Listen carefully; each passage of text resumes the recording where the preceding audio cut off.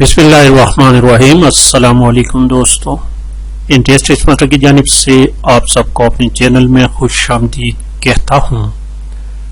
दोस्तों, social studies MCQs का जो सिलसिला हमने शुरू किया था उसी सिलसिले में पार्ट 6 अपलोड कर लेते हैं।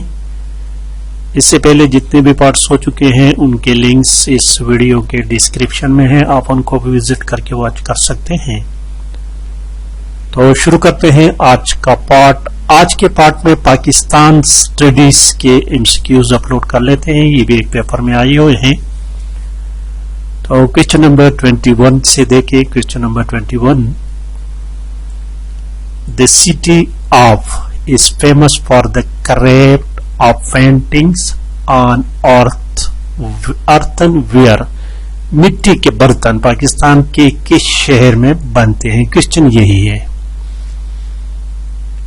मिट्टी के बर्तन जो है ये गुजरात इसके लिए बहुत ज्यादा मशहूर है। तो करेक्ट ऑप्शन ए है दोस्तों। यहां लिखा बहावलपुर। बहावलपुर में कायद-ए-आजम सोलर पार्क है। Quaid-e-Azam solar park is situated in which city of Pakistan? उसका आंसर है Bahawalpur. Faisalabad is famous for textile industry. Faisalabad is famous for textile industry और फैसलाबाद को मैनचेस्टर ऑफ पाकिस्तान भी कहते हैं। This is also a important question. Which city of Pakistan is called Manchester of Pakistan? That is Faisalabad. और पिशावर की बात आ जाए तो Peshawar is called the city of flowers. Peshawar is called the city of flowers. इसके अलावा मुल्तान के बारे में अक्सर क्वेश्चन आता है। मुल्तान जो है ना वो मशहूर है एम्ब्रॉयडरी के लिए, कढ़ाई के लिए। मुल्तान का सोहन हलवा भी बहुत ज्यादा मशहूर है। और मुल्तान पर कैमल स्किन, ऊन के चमड़े पर काम, कढ़ाई सढ़ाई करने का काम भी बहुत ज्यादा मशहूर है दोस्तों, उनको भी याद रखें। Similarly, Karachi is called the city of lights. Lahore is called the heart of Pakistan. तो इन चीजों को थोड़ा बहुत याद रखिए दोस्तों। और इस तरह ऊन की शालें, चादरें, जो ऊन शाल उसको कहते हैं, इस्लामपुरा जो है ना इसके लिए मशहूर है। सो क्वेश्चन नंबर 21 में का करेक्ट ऑप्शन सी है। क्वेश्चन नंबर 22 देखिए। The biggest ocean of the world is. दुनिया में टोटल 5 ओशंस हैं दोस्तों, जिनमें Pacific Ocean, Atlantic Ocean, Indian Ocean, Southern Ocean और Arctic Ocean. The biggest one is Pacific Ocean. सबसे बड़ा ओशन जो है दैट इज पैसिफिक। याद रखिए सेकंड नंबर पर एटलांटिक ओशन है। क्वेश्चन अक्सर आ सकता है, the second biggest ocean of the world is Atlantic. The third biggest is Indian ocean. Pakistan में जो ओशन है जिसको अरेबियन सी कहते हैं, this is the fault of Indian ocean. ये भी क्वेश्चन आता है। And the smallest ocean of the world is Arctic. Option A जो है ना, this is the smallest ocean of the world. Question number 23 को देखें। SAARC. The first SAARC summit was held in Dhaka, the capital of Bangladesh. SAARC stands for South Asian Association for Regional Cooperation and it was founded on 8 December 1985, Dhaka Bangladesh में था। और पहला session भी वहां पर हुआ था। ऑप्शन डी करेक्ट ऑप्शन है। इसके पायनियर्स मेंबर कंट्रीज 7 थे। 2007 में अफगानिस्तान भी इसमें शामिल हुआ। तो इस वक्त इसके टोटल 8 मेंबर्स कंट्री है। साउथ एशिया में जितने कंट्री 8 कंट्रीज हैं और 8 के 8 इसके मेंबर्स हैं। अफगानिस्तान, बांग्लादेश, भूटान, इंडिया, मालदीव, नेपाल, पाकिस्तान और श्रीलंका। इसका हेडक्वार्टर, सार्क का हेडक्वार्टर जो है काठमांडू, नेपाल में है। Question number 24, who was the first Prime Minister of Pakistan? The first Prime Minister of Pakistan was Liaquat Ali Khan. The second Prime Minister and second Governor General, ये question अहम है।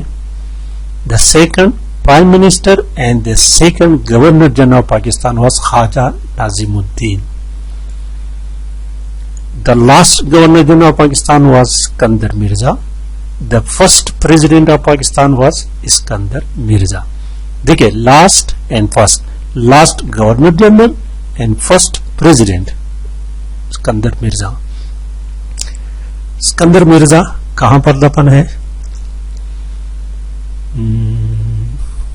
ये Iran में। इसको फिलहाल छोड़ दो। क्वेश्चन नंबर 27 देखें, 25 सॉरी।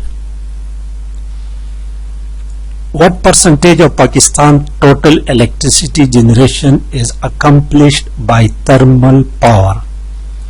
हीट पावर के से जो प्लांट बनते हैं वो ये अबाउट 70%, एग्जैक्टली नहीं है, 65 to 70% है। तो यहां पर 70 को हम करेक्ट मान लेते हैं। ऑप्शन ए करेक्ट ऑप्शन है। और क्वेश्चन नंबर 26 देखिए, which country is separated from Pakistan by narrow strip? वो नैरो स्ट्रिप का नाम है वाहान कॉरिडोर। अफगानिस्तान से जुदा करता है, ये लिखा है Wakhan belt, Tajikistan. Option A correct option है। आगे देखिए दोस्तों, क्वेश्चन नंबर 27 देखते हैं। 27, Sialkot is famous for. Sialkot दो चीजों के लिए मशहूर है दोस्तों। एक तो स्पोर्ट्स इंडस्ट्रीज के लिए है